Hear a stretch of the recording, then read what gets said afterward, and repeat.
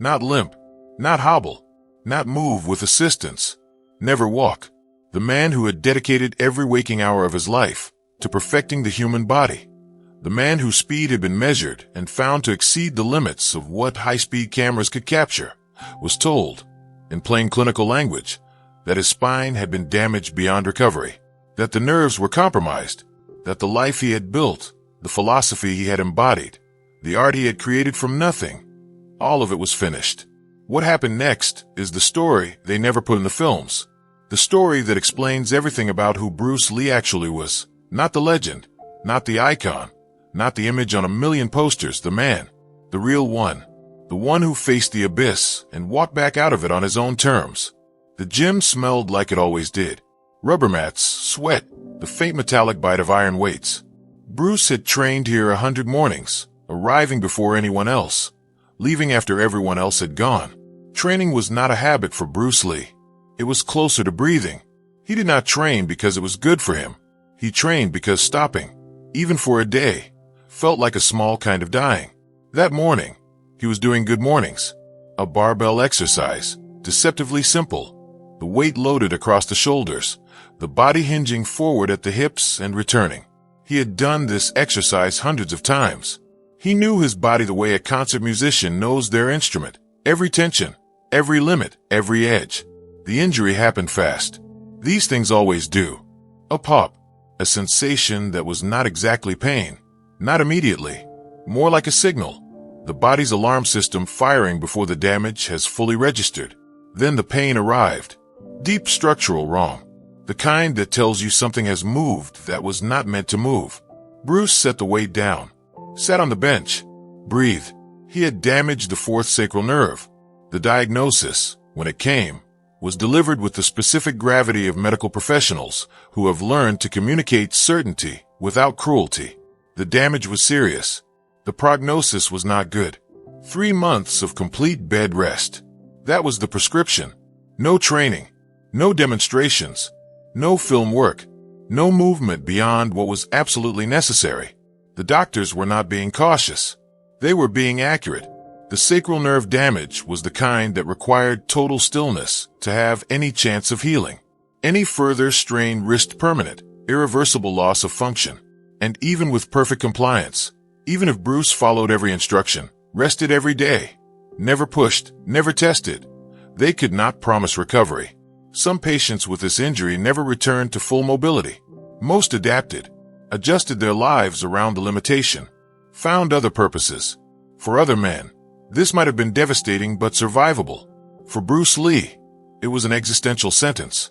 His entire identity, his entire philosophy, his entire reason for existing in the world the way he existed, was movement, was the body, was the physical demonstration that the human form, trained with total dedication and guided by clear thought, could exceed what anyone believed possible.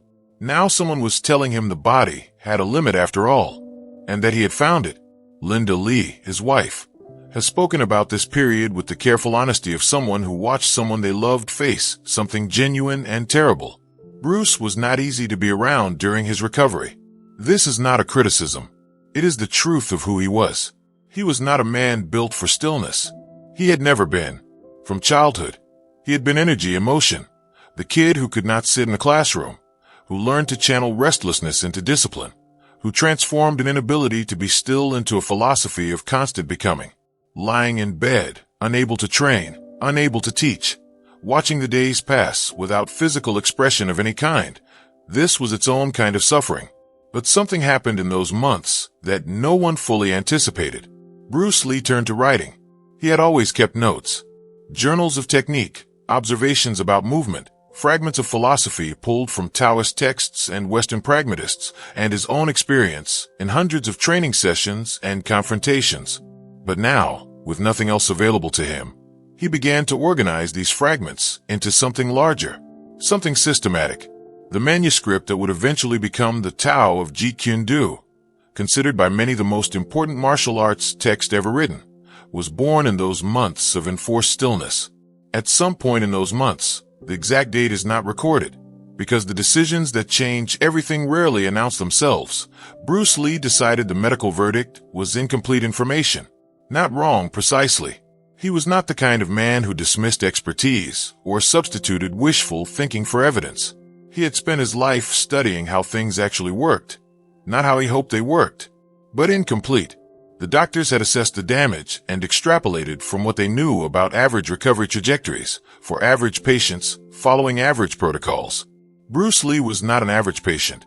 His body had been trained in ways that no medical literature had a category for. His nervous system had been refined through 15 years of daily practice, specifically focused on sensitivity, on the connection between mind and physical response, on the elimination of the gap between intention and action. If anyone's body had the internal resources to do something unusual with a spinal injury, it was this one. He began slowly, carefully, not defying the doctors so much as extending their instructions into territory they had not mapped. He started with what he could control: breathing, visualization, the mental rehearsal of movement that his body could not yet make.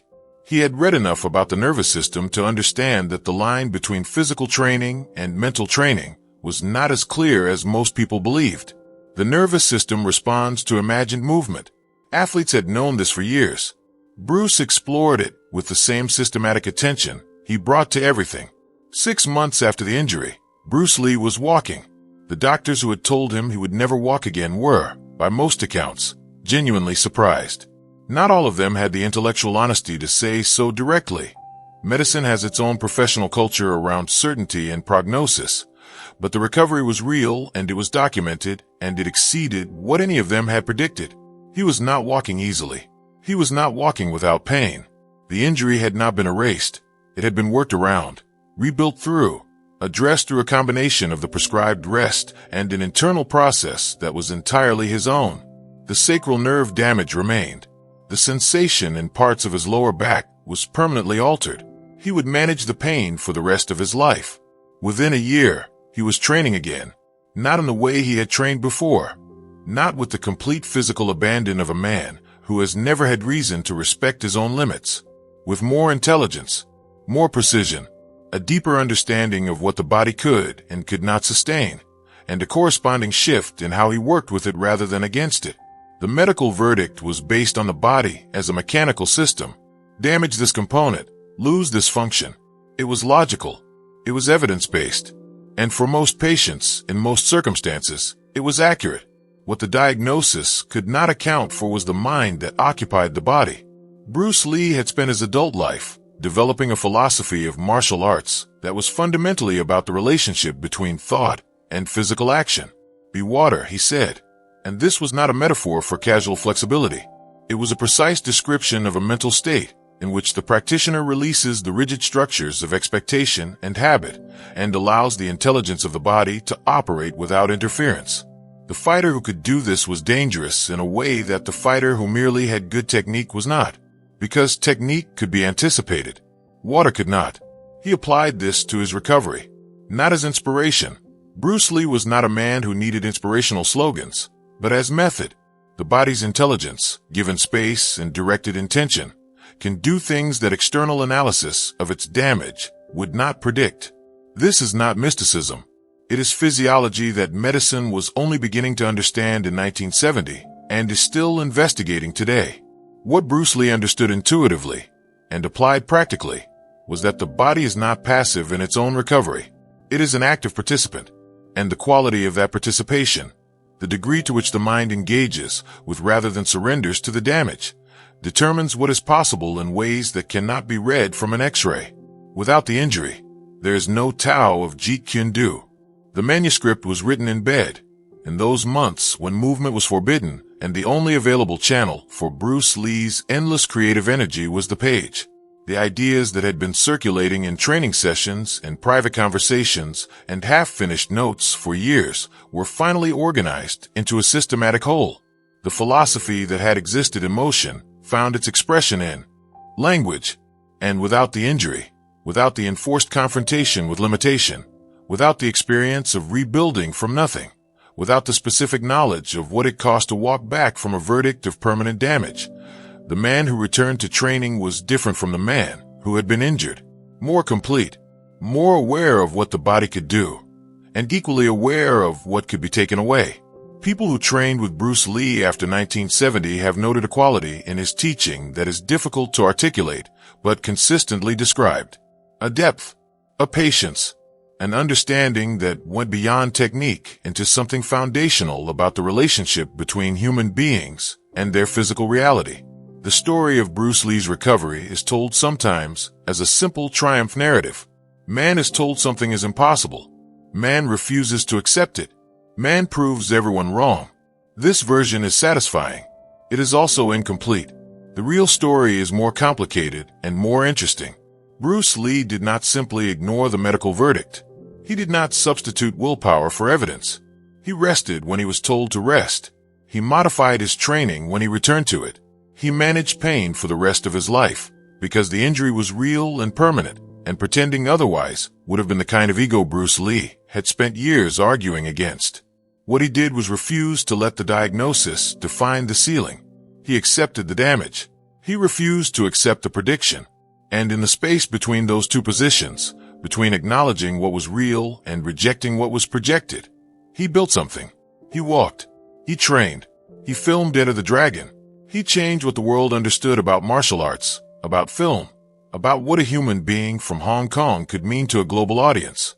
All of it, every frame, every demonstration, every conversation, every student who learned something real, came after the morning in 1970 when a man lay on the floor of a Los Angeles gym with a damaged spine and a verdict of permanent limitation. Some lessons cannot be learned from an X-ray. Some recoveries cannot be predicted from a chart.